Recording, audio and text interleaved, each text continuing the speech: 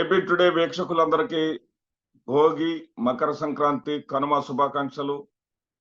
ఆయురారోగ్యాలతో, అష్టైశ్వర్యాలతో, సుఖ సంతోషాలతో వర్ధిల్లాలని ఆకాంక్షిస్తూ ఈ రోజున రాజకీయ అంశం తీసుకుంటే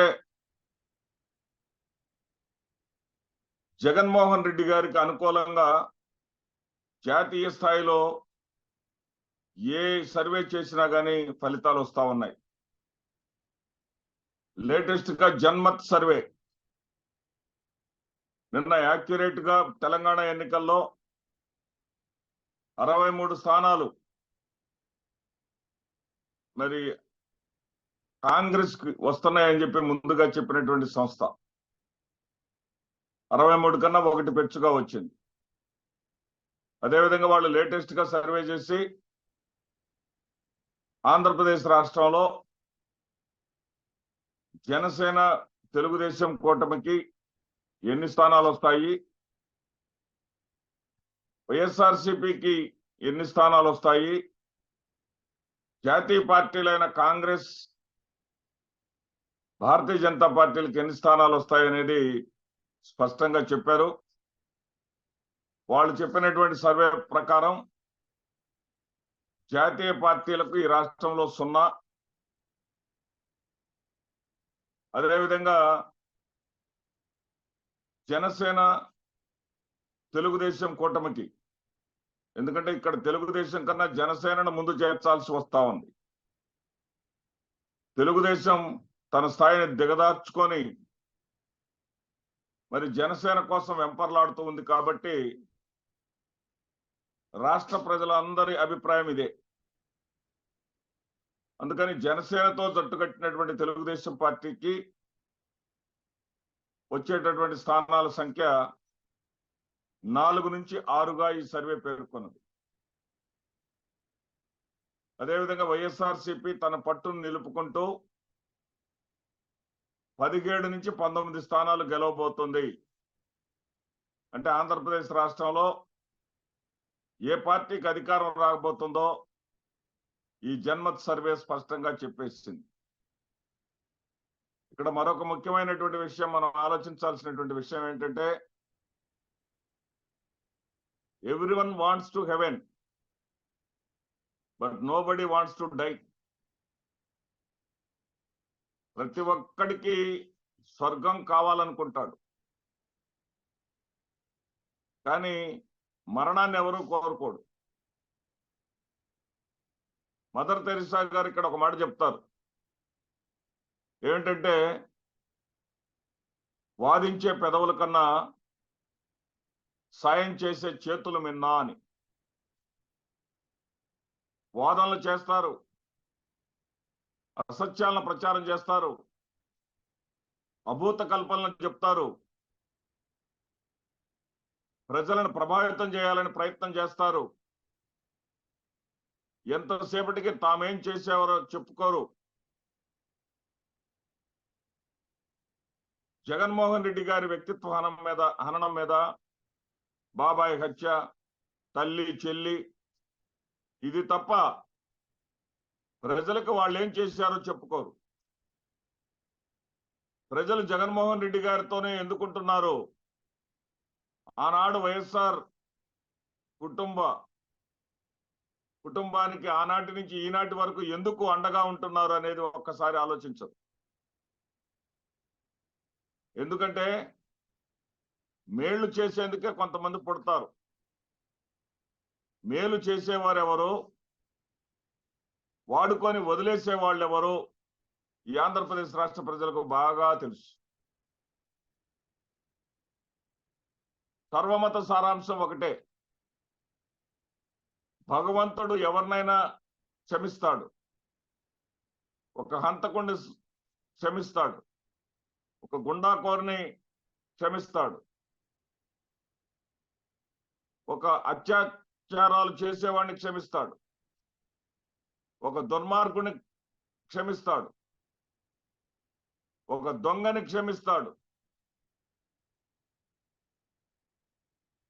ఒక వేధింపులు గురి చేసేవాడిని క్షమిస్తాడు. సమాజానికి చీడ పీడలాగా ఉన్నవాడిని కూడా క్షమిస్తాడు.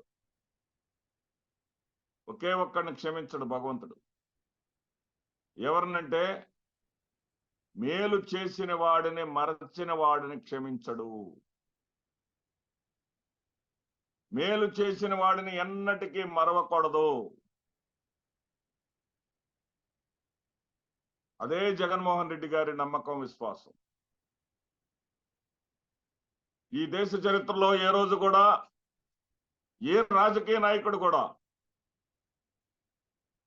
మీకు మేలు చేశాను అనుకుంటేనే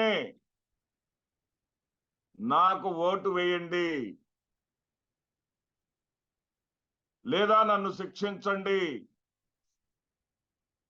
అని చెప్పగలిగిన దమ్ము ధైర్యం ఉన్నటువంటి నాయకుడు మరొకడు లేనే లేడు. ఊరు వాడ ప్రగతి అనేది ఏ ఊరిలో చూసినా కొట్ట వచ్చినట్టు కనపడతా ఉంది. నిజానికి జగన్మోహన్ రెడ్డి గారికి 5 ఏళ్ల పదవీ కాలం లేదు. 5 ఏళ్లలో 2.5 సంవత్సరాలు కరోనా మహమ్మారి ప్రపంచవ్యాప్తంగా, దేశవ్యాప్తంగా, అదేవిధంగా ఆంధ్రప్రదేశ్ రాష్ట్రంలో కూడా ఆర్థిక వ్యవస్థను అతలాకుతలం చేసింది. అయినా సరే ఒక్క సంక్షేమ పథకం ఆగకుండా, అభివృద్ధికి ఆటంకం కలగకుండా సమతుల్యంతో ముందుకు నడుస్తున్నటువంటి పరిస్థితి ఎక్కడా లేదు. ఏ రాష్ట్రంలోనూ లేదు. ఆంధ్రప్రదేశ్ రాష్ట్రం ఏ రంగంలో తీసుకున్నా సరే, విద్యారంగంలో కావచ్చు, విద్యారంగంలో కేరళను కూడా పక్కకు నెట్టేసి ప్రథమ స్థానంలోకి వచ్చేసింది. వైద్య రంగంలో 17 మెడికల్ కళాశాలలకు సంకల్పం చేసి 5 మెడికల్ కళాశాలల్లో ఈ ఆర్థిక సంవత్సరం నుంచే అడ్మిషన్లు ప్రారంభింపజేసింది.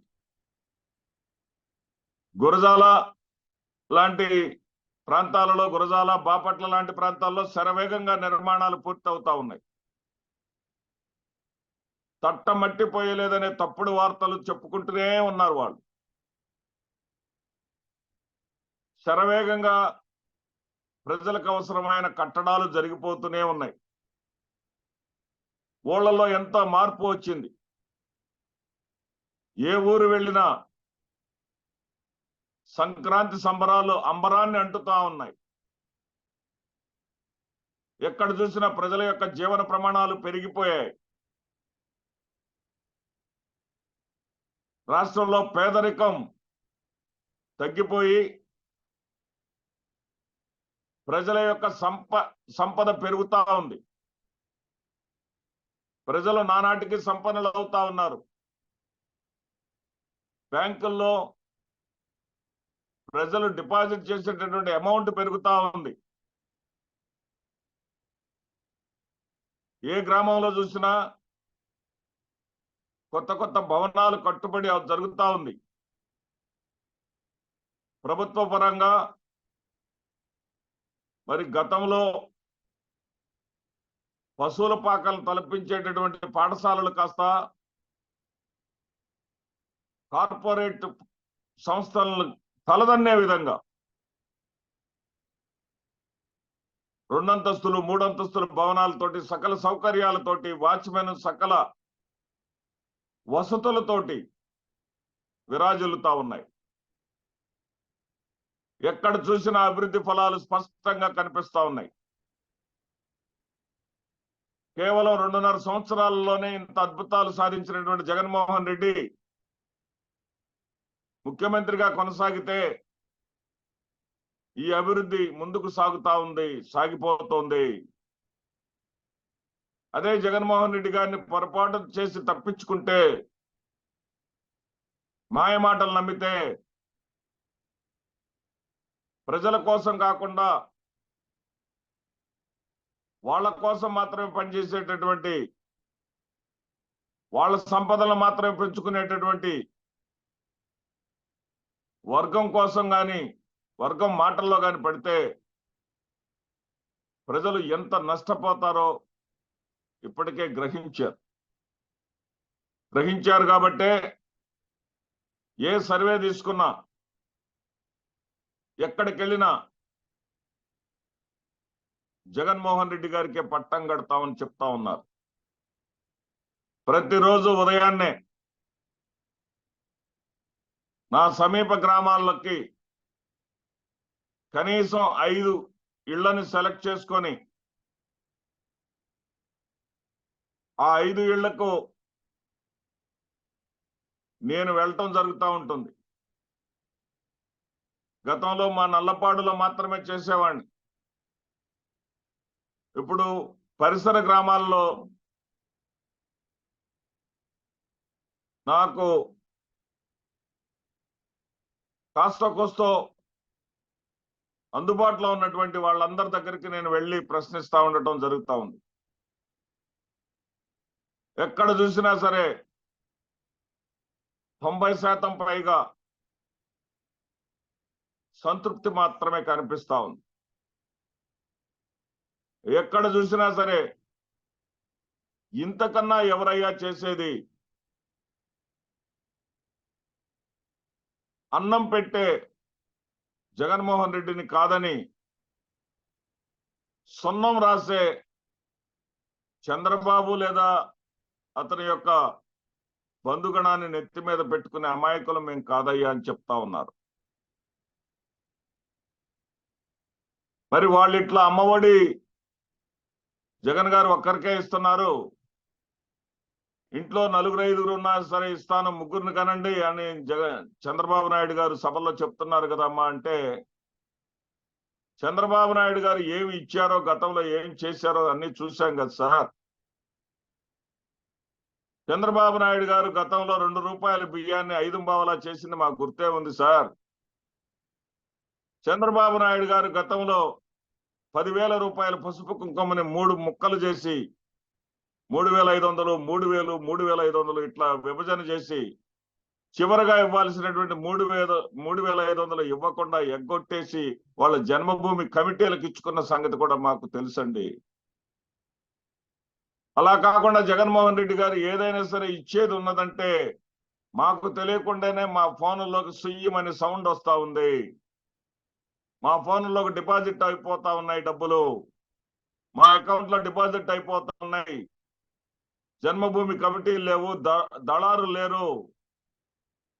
ఈ రకమైనటువంటి మనసున్న ముఖ్యమంత్రిని పోగొట్టుకునేటటువంటి అమాయకులు మేము కాదు అని చెప్పడం జరుగుతూ ఉంది. కాబట్టి రాబోయే ఎన్నికల్లో సునాయాసంగా జగన్మోహన్ రెడ్డి గారి ప్రభుత్వం ఆంధ్రప్రదేశ్ రాష్ట్రంలో మళ్ళీ ఏర్పడుతుందనేది స్పష్టమవుతా ఉంది.